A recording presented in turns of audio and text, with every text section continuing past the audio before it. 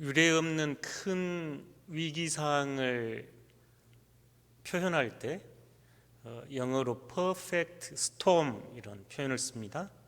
perfect storm, 폭풍 이런 말 쓰는데요. 요사이 신문에서도 가끔 보이는 단어입니다. 코로나19가 점점 전 세계적으로 확산되면서 1930년대 경험했던 경제 대공황 이후에 가장 심각한 퍼펙트 스톰이 다가오고 있다, 이런 표현들입니다. 가만히 이 상황을 성찰해 보면 미국이나 브라질 이런 나라들에서 읽을 수 있듯이 지금 우리는 인간의 건강과 자연의 건강을 선택하느냐, 아니면 지금까지 누리고 살았던 경제적 번영을 선택하느냐, 갈림길에 서 있다고 보여집니다.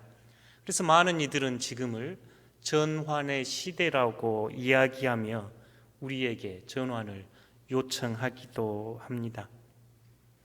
경제 상황뿐만 아니라 한국 교회도 퍼펙트 스톰을 경험하고 있습니다. 한국 교회는 일반인들에게 부정적인 인식이 높고 사회적 신뢰도가 낮습니다. 교회가 소금과 빛이라는 대안이 되지 못하고 오히려 교회가 염려의 대상이 되기도 합니다. 뿐만 아니라 신앙을 잘 가지고 있던 이들조차도 교회 공동체 생활을 하지 않고 교회를 나가지 않아서 가난한 성도라고 칭해지며 이 숫자는 지속적으로 늘고 있습니다. 그 틈 사이로 이단이 성행하기도 합니다. 사회적 환경도 좋지가 않습니다. 대개 소득 수준 3만 불 이상이면 여가와 소비 생활을 중요시하면서 탈종교화 시대로 들어선다고 분석합니다. 우리나라도 3만 불 이상이 되면서 30, 40대 젊은 세대들은 가족과 자녀들을 위하여 많은 시간을 할애하는 것을 저희가 알 수 있습니다. 또한 한국 사회는 어느 사회보다 심각한 초고령 사회로 진입하고 있고 저출산으로 인한 인구 절벽을 경험하고 있습니다. 지난 10년간 저희 교단의 교회 학교는 3분의 1이 감소했습니다. 이런 상황에서 코로나19는 저희 신앙생활을 위축시키고 있습니다. 미국 중서부에 저쪽 서부 쪽에 로키 산맥이 있고 중부에는 대평원지대가 있습니다. 이 로키를 넘어온 바람이 이 평원 지방으로 오면 훨씬 더 위력을 발휘하고 그 평원을 지나갈 때 흔히 퍼펙트 스톰이라는 표현을 쓰는데요. 이 대평원에 있는 소와 버팔로가 반응이 매우 다르다고 합니다. 소는 저희가 카우할 때 그 소인데요. 저쪽 서쪽에서 하늘이 시커매지고 비가 오기 시작하고 바람이 불기 시작하면 두려워서 동쪽을 향해서 뛰기 시작한답니다. 바람이 빠를까요? 소가 빠를까요? 바람이 빠릅니다. 도망치는 소 엉덩이를 바람이 쳐대기 시작하니 소들이 서로 엉켜서 많이 다치기도 하고 죽기도 한답니다. 반면에 버팔로는 한때 아메리카 대륙을 가득 채웠던 버팔로는 지금 겨우 보호구역에나 볼 수 있는 동물로 전락했습니다만, 폭풍이 불고 바람이 불고 눈보라가 치고 비가 치면 그 정면을 향하여 응시하고 뒷발에 힘을 주고 그 폭풍 속으로 돌진해 들어간다고 합니다. 폭풍이 다 지나놓고 보면 소들은, 카우는 심한 경우에 절반 정도가 떼죽음을 당하기도 하는데 버팔로 같은 경우는 약 10% 정도만 죽는다고 합니다. 여러분도 인생에 그런 경험 있으시죠? 위기의 순간, 어렵고 고통스러운 순간 버팔로처럼 그 위기를 뚫고 지나가셨습니까? 아니면 소처럼 뒷공문이 치다가 더 좌절하고 낭패한 경험이 있으신가요? 우리 교회는 이 위기와 스톰 앞에 버팔로와 같은 교회인가요? 아니면 소처럼 뒷걸음치며 도망치는 교회인가요? 우리 교회 성도들은 버팔로를 닮은 신앙인인가요? 카우를 닮은 신앙인인가요? 여러분은 어떻게 이 위기와 폭풍을 뚫고 지나가고 싶으신가요? 버팔로처럼 위기상황을 응답하고 싶은 이들에게 오늘 저희가 읽은 마태복음 16장은 매우 중요한 교훈이 담겨 있습니다. 예수님께서 이 대화 후에 이제 예수님은 십자가의 길을 정면으로 돌진해 들어갑니다. 피하거나 회피하지 않고 이제 그 십자가의 길, 고난의 길을 향해서 예수님은 터벅터벅 예루살렘으로 올라갑니다. 이 고백 이후에 예수님은 이제 3차례 정도 당신께서 순환과 죽음을 당해야 함을 말씀하시면서 그 죽음의 골고다를 향해서 마치 버팔로처럼 돌진해서 올라갑니다. 이 성경을 기록한 초대 공동체 마태 공동체도 그렇습니다. 70년대, 80년대 이 성경이 쓰였다고 읽혀지는데요. 이때는 로마에 의해 예루살렘이 완전히 함락돼 버리고 이스라엘이라고 하는 나라가 역사에서 지워져 버립니다. 예수님을 따랐건 따르지 않았건 많은 유대인들은 도망가거나 피난 가야 했고, 특별히 예수님을 믿는, 예수님을 따르는 그리스도인들은 그 고난이 더했습니다. 그때 그들에게 버팔로처럼 고난과 위기를 뚫고 지나가게 했던 근본적인 힘이 오늘 저희가 읽은 복음 안에 나와 있습니다. 제가 지난 주일 예수님께서 너희는 나를 누구라 하느냐 하는 질문을 여러분에게 드리면서 한 주간 그 질문을 좀 품고 지내시면 좋겠다고 제안을 드렸습니다. 여러분에게 예수님은 누구신가요? 뭐라고 대답하실 수 있겠는가요? 신앙인들에게 고통의 순간, 위기의 순간, 퍼펙트 스톰의 순간에 뒷발에 힘을 주고 정면을 향해서 바라보면서 돌진할 수 있게 하는 힘을 우리는 믿음, 예수 그리스도에 대한 믿음, 신앙이라고 이야기합니다. 예수 그리스도에 대한 신앙을 가진 이들은 고통과 어려움 속에서도 낭망하거나 좌절하지 않고 당당하게 그 고난을 맞서기 때문에 그렇습니다. 너는 나를 누구라 하느냐? 예수님은 나에게 누구입니까? 그래서 이 질문은 매우 신앙의 근본적인 질문이고, 마태복음 16장 16절에서 한 베드로의 고백은 우리 모두가 할 수 있는 고백의 총합입니다. 예수님은 이런 분, 예수님은 이런 분, 저희가 다양하게 이야기할 수 있는데 그 전체 절정이 오늘 마태복음 16장 16절입니다. 함께 읽어보겠습니다. 시몬 베드로가 대답하여 이르되 주는 그리스도시요 살아계신 하나님의 아들이시니이다. 아멘. 여러분, 예수님이 누구신가요? 하면 이 베드로의 고백을 정답처럼 잘 알고 계실 겁니다. 가장 먼저 외운 성경 구절 중에 하나이기도 하지요.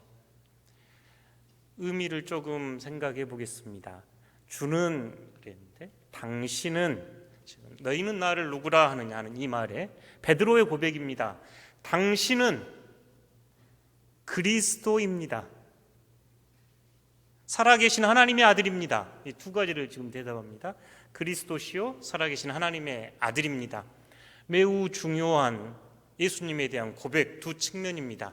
살아계신 하나님의 아들입니다. 이 말은 내적으로 하나님과 친밀한 사귐의 하나님의 아들입니다라는 예수님의 정체성, 예수님의 내면을 든든히 지켜주는 고백이지요.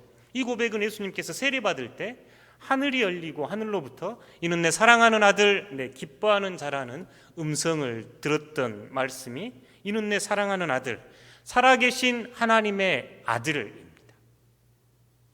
눈이 없고 귀가 없고 말하지 못하고 사람이 손으로 깎아 만든 우상이 아니라 지금도 함께 계셔서 역사하시고 활동하시는 하나님의 가장 친밀한, 하나님의 가장 사랑받는 아들이 예수님입니다라는 고백을 합니다.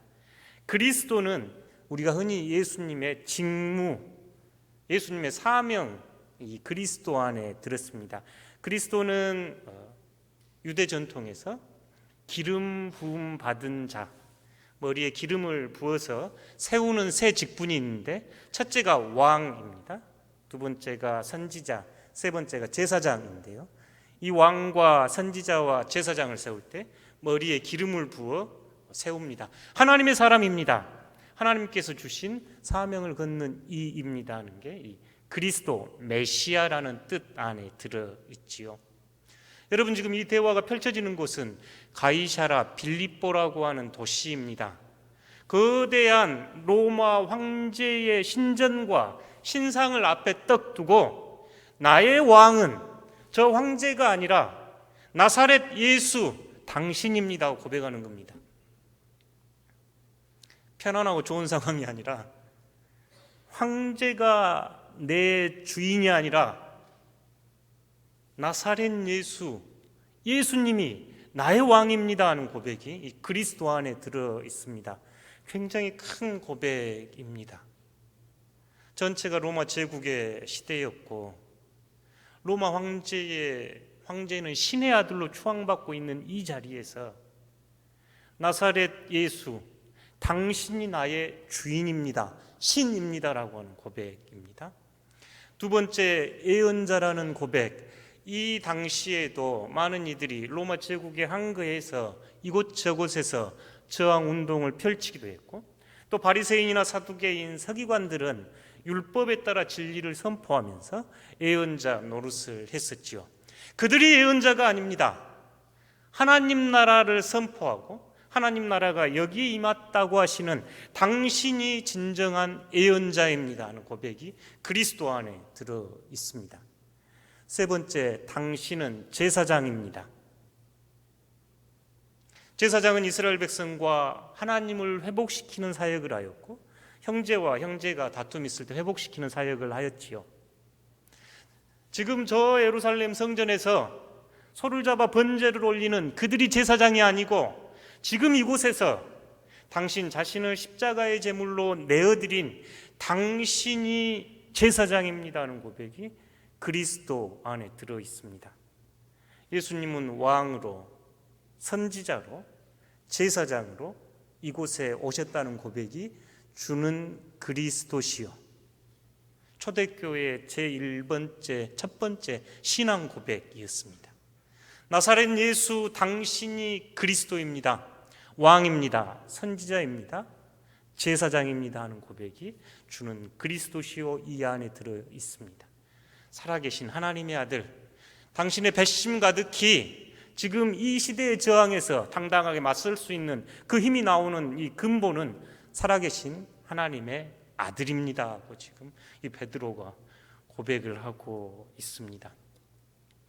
이 고백을 예수님은 아주 기뻐하셨지요.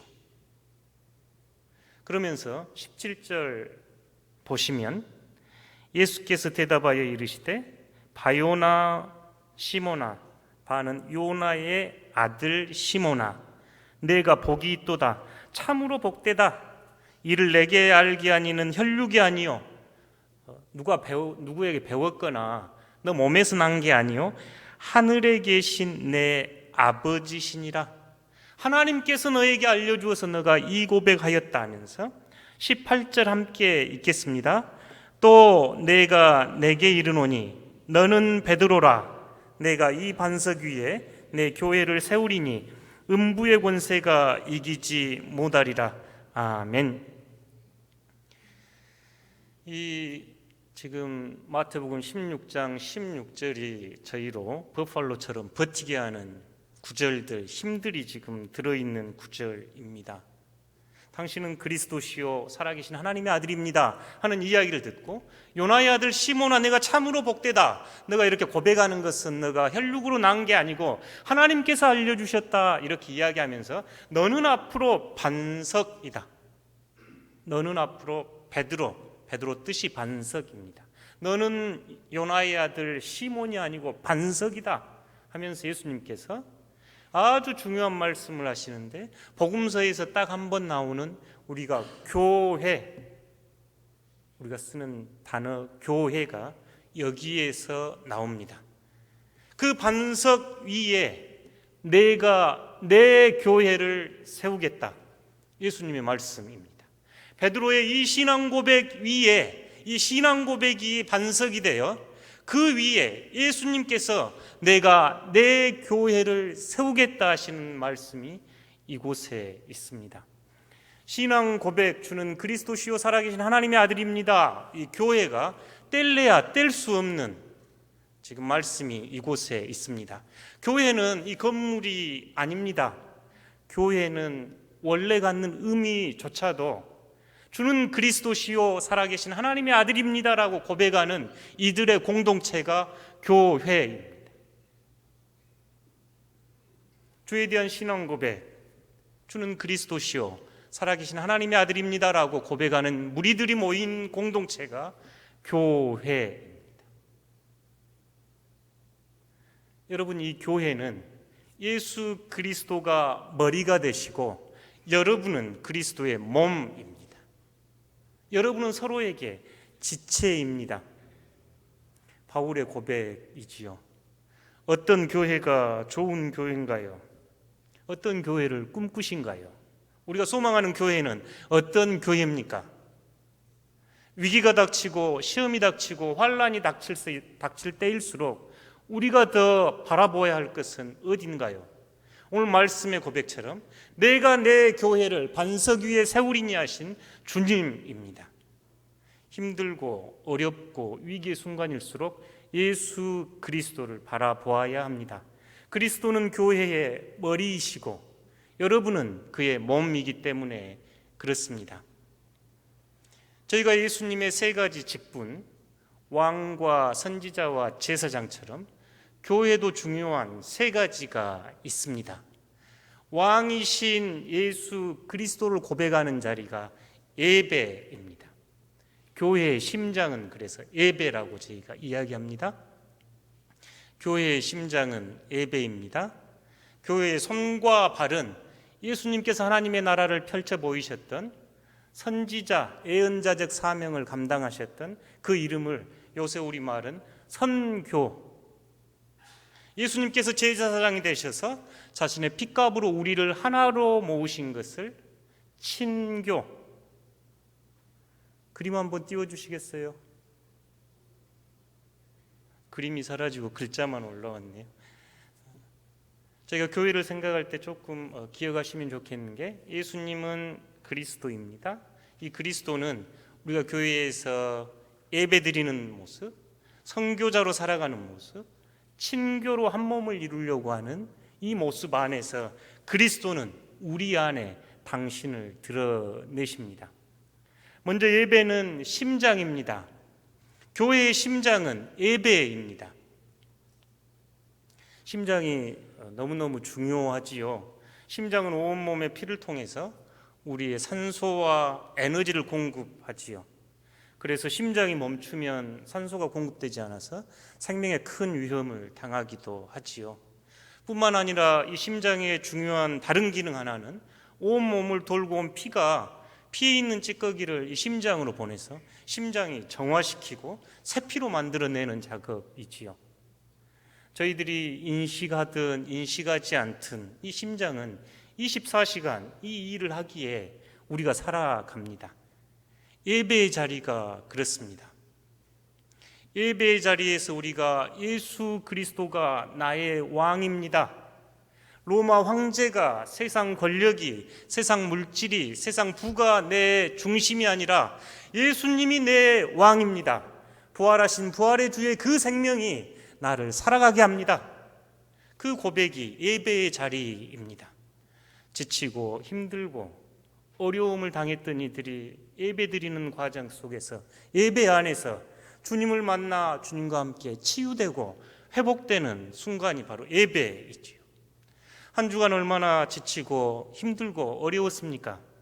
이 예배 시간에 주님의 은혜를 경험하면서 마치 새 피가 온몸을 돌듯이 다시 새 힘과 새 능력으로 저희가 이 세상에 살아나가는 자리가 예배입니다. 교회의 심장은 예배입니다. 코로나19로 가정에서 예배를 드리시던 이 예배당에서 예배를 드리시던 예배에 최선을 다하는 여러분들 되시기를 축복합니다. 두 번째 교회의 손과 발은 선교입니다.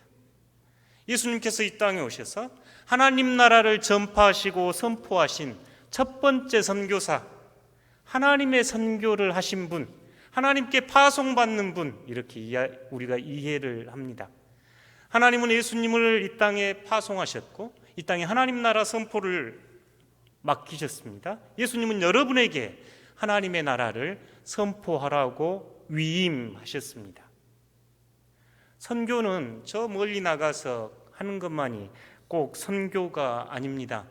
예수 그리스도의 꿈, 예수 그리스도의 하나님 나라에 참여하는 우리의 모든 활동이 선교입니다. 중세 아빌라 테레사의 유명한 시가 한 편 있는데요. 그리스도는 이제 몸이 없습니다. 당신의 몸 밖에는, 그래서 당신은 여러분입니다. 그리스도는 손이 없습니다. 당신의 손 밖에는, 그분에게는 발이 없습니다. 우리의 발 밖에는, 그리스도께서는 우리의 눈을 통하여 연민 가득한 시선으로 세상을 바라보십니다. 그분은 우리의 발로 뛰어다니시며 선을 행하십니다. 그분은 지금 우리의 손으로 우리를 축복하고 계십니다. 이 시인의 말처럼 지금 그리스도의 손은 없습니다. 그러나 여러분의 손이 있습니다. 그리스도의 발이 없습니다. 여러분의 발이 있습니다. 그리스도의 눈이 없고 그리스도의 마음이 없지만 여러분의 눈과 여러분의 마음을 통하여 그리스도는 이 땅을 선으로 이끄시고 하나님의 나라를 확장하며 여러분을 축복해 가십니다. 여러분은 예수님께 파송받은 선교적 사명을 갖는 예언자들입니다. 저희가 선교를 생각하면서 다음 세대를 다시 한번 생각해 보시면 좋겠습니다. 토론토에 있을 때 다녔던 교회에 지하에 가면 교적부가 있었는데요. 불과 50년 전만 해도 주일학교 교적부가 400~500장이 넘는 교회였습니다. 저희가 다닐 때 그곳에는 교회 학교가 없었습니다. 이 캐나다 토론토 대학에서는 한국의 중요한 선교사들을 많이 파송하셨는데요. 연동교회를 개척하셨던 게일 선교사, 세브란스 병원을 만드셨던 어비슨 선교사, 원산 대부흥운동의 주역이었던 하디 선교사, 이런 분들이 다 토론토 대학에서 오셨던 분들입니다. 그들은 매우 선교적 열정에 찼고 그들은 선교적 헌신하는 삶을 살았습니다. 그런데 불과 100년도 채 흐르지 않아서 교회는 어른들 몇 분만 남고 주일학교가 사라져 버렸습니다. 저희가 이 선교적 사명을 다시 한번 생각해 보게 합니다. 특별히 이제 여러분은 다음 세대를, 교회 학교를 주요 선교지로 생각하셔야 합니다. 우리의 3040과 다음 세대는 선교지입니다. 지금까지 멀리 나라 중심의, 지역 중심의 선교를 하셨다면 이제 다음 세대가 우리에게 맡겨진 선교지이고 여러분의 안방이 선교지입니다. 그럴 때 저희 교회는 세계 선교에 참여할 수 있습니다. 다음 세대가 없는 교회에 어디에서 희망을 찾겠는가요? 저희 자녀들이 주의 말씀 안에서 성장할 수 있도록 기도하시고 참여해 주십시오. 세 번째, 예수님의 그리스도의 사명은 제사장이었습니다.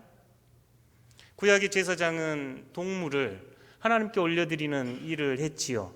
그런데 예수님은 친히 십자가에 달리신 제물이 되셔서 우리로 하여금 하나님과 옆사람과 화평을 이루게 하셨습니다. 이를 바울은 그리스도는 교회의 머리요, 여러분은 그리스도의 한 몸입니다고 로마서 12장 5절에서 이야기합니다. 여러분, 우리가 이 이야기를 서로 나누면서도 정말 옆에 앉아 계신 교우들과 함께 신앙생활하는 서로에게 한 몸이라고 생각하시고 신앙생활 하신가요? 한국을 대표하는 지성인 이어령 교수는 제가 설명을 하지 않아도 여러분 잘 아실 겁니다. 시인이고 작가고 장관이었고 한국 최고의 지성이라고 늘 일컬어졌던 분이 이분이었지요. 딸을 통해서 예수 그리스도를 영접한 후에 쓴 책이 지성에서 영성으로라는 책인데요. 그 책에서 자신이 경험한, 자신이 겪은 변화를 다음과 같이 고백합니다. 혈통과 신분에 관계없이 생명을 존중하는 이웃이 되는 삶, 신앙이 가져다 준 변화입니다. 지금까지와 다른 삶을 살지 못한다면 종교를 받아들인 의미가 없어요. 지금까지 내 아내와 내 자식들만이 소중하고 내 민족만 특별했는데 그렇게 살아서는 안 된다는 걸 기독교가 내게 가르쳐 줬어요. 물론 사랑의 실천이 잘 안 되고 늘 어렵습니다. 다만 그 길로 가는 중입니다. 너무나 아름다운 고백이지요. 저희가 신앙인이 되지 않아도 나를 위하여, 내 가족을 위하여, 내 민족 소중합니다. 그런데 이효령 교수는 그리스도교 신앙을 받아들인 후에는 이제 혈통과 민족을 넘어서 모든 이들의 이웃이 되고 모든 이들과 사랑을 나누어야 한다는 것이 저에게 일어난 변화입니다. 아직 더디고 부족하지만 저는 이렇게 변해가고 있습니다라고 고백합니다. 예수님의 반석 위에, 예수 그리스도 위에 세워진 우리 모두는 그리스도 안에서 한 몸입니다. 실제지만 누리지 못하는 비전입니다. 주님 안에서 한 몸이라는 이야기를 서로 하지만 삶에서 깨닫거나 누리지 못합니다. 심지어 한 몸임을 거부합니다. 저희가 십자가가 소중한 건 그 위에서 주님께서 친히 제물이 되심으로 우리가 하나님과 하나를 이루어가고 옆에 있는 이들과 한 몸을 이루어가는 비밀이 십자가에 담겨 있기 때문입니다. 그러니 사랑하는 성도 여러분, 서로 사랑하며 한 몸임을 경험하며 사시기를 축복합니다. 코로나19라는 퍼펙트 스토마를 저희는 지금 겪고 있습니다. 버팔로처럼 행동하시겠습니까? 카우처럼 행동하시겠는가요? 버팔로와 같은 신앙인이 되기 위해서는 그럼 어떻게 해야 합니까? 아이들은 저희보다 기억이 좋은 모양입니다. 엊그제 비가 많이 오니 아마 몇 년 전에 비가 많이 온 날 저하고 비를 맞았던 이야기를 나누어 주었습니다. 토론토 지낼 때 제가 자주 산책하는 그 야생이 그대로 남아있는 강가에 공원이 있었는데요. 어느 날 아이들과 함께 그곳을 이제 놀러를 갔습니다. 해가 점점 저물어 가는데 갑자기 하늘이 시커매지고 폭풍우가 몰려왔습니다. 여기보다 하늘이 가깝거든요.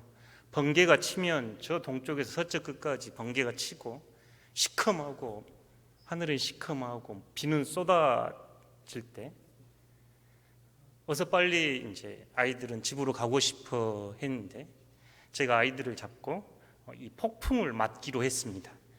니들이 언제 요거 맞아보겠냐 하면서 번개가 쫙쫙 내려치고 우르릉 쾅쾅 할 때 사실 두렵죠. 근데 얼마나 경이로운가요?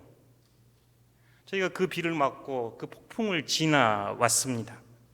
당당하게 비를 맞고 그 번개를 바라보고 그 두려움과 그 경이로움을 우리는 맛봤습니다.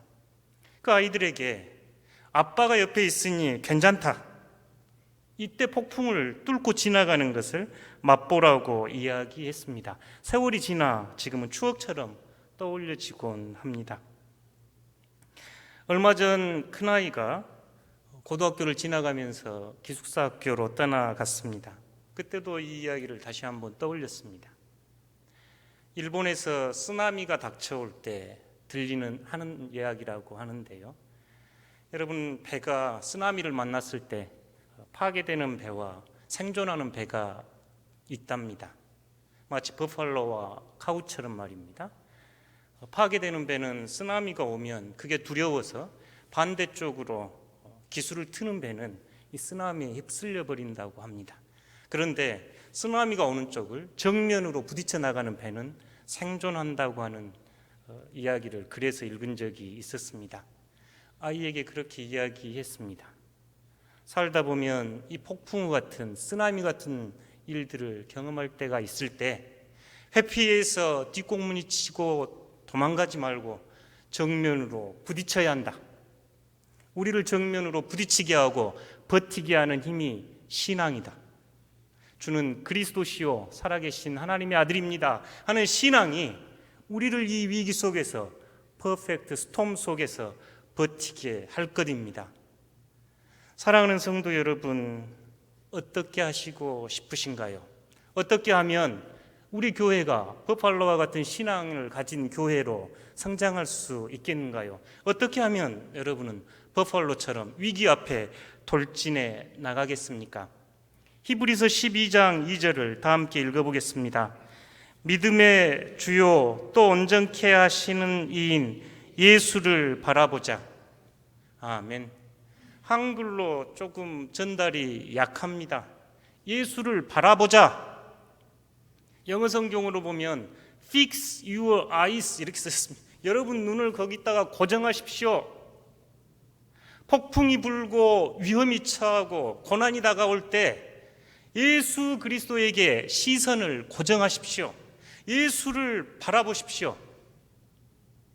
이 히브리 기자의 고백은 그 예수님은 어떤 예수님이냐면 믿음을 시작하게 하시고 완성하게 하신 분입니다. 그 예수님은 믿음의 소스가 되시고 믿음을 끝까지 이루게 하신 분입니다. 그 예수님은 우리의 믿음을 가이드하셔서 처음부터 끝까지 가게 하시는 분이 예수님입니다. 다양한 번역본에 나온 이 히브리서 12장 2절입니다. 그러니 예수 그리스도에게 여러분의 시선을 주목하십시오. 예수 그리스도를 바라보실 때 우리의 믿음을 시작하게 하신 분이 우리의 믿음을 완성해 가실 겁니다. 예수 그리스도를 바라보는 복된 한 주간 되시기를 축복합니다.